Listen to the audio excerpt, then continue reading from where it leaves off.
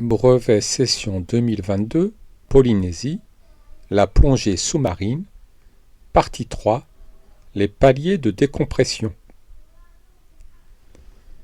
Les plongeurs portent des plaquettes de plomb à leur ceinture qui leur permettent de stopper leur remontée à des profondeurs particulières appelées paliers de décompression. Un plongeur immergé est soumis à deux forces. Le poids du plongeur et de son équipement, force verticale dirigée vers le bas, ainsi qu'à la poussée d'Archimède exercée par l'eau sur le plongeur, force verticale dirigée vers le haut.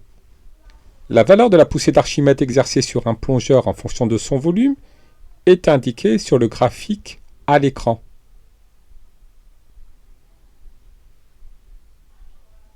À l'aide du document 2, déterminer la valeur de la poussée d'Archimède subie par le plongeur de volume total avec sa bouteille égale à 100 litres. Prenons le document 2. Lisons l'ordonnée du point d'abscisse 100 litres. L'ordonnée du point de la courbe d'abscisse 100 litres est de 1030 newtons. La poussée d'Archimède subie par le plongeur vaut 1030 newtons.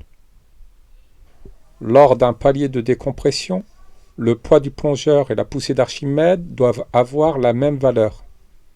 Pour ajuster la valeur du poids, plusieurs plaquettes de plomb sont ajoutées à la ceinture du plongeur. Déterminer le nombre de plaquettes de plomb que doit porter le plongeur de la question précédente au cours d'un palier de décompression.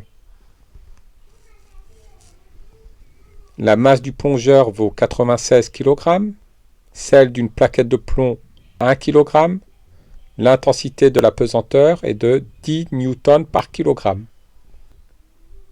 Le poids total du plongeur doit être égal à la poussée d'Archimède, donc le poids total du plongeur doit être égal à 1030 Newton.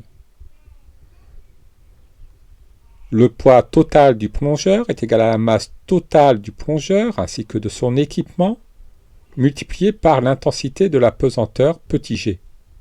Nous en déduisons que la masse totale du plongeur avec son équipement est égale au poids total du plongeur divisé par l'intensité du champ de pesanteur petit g.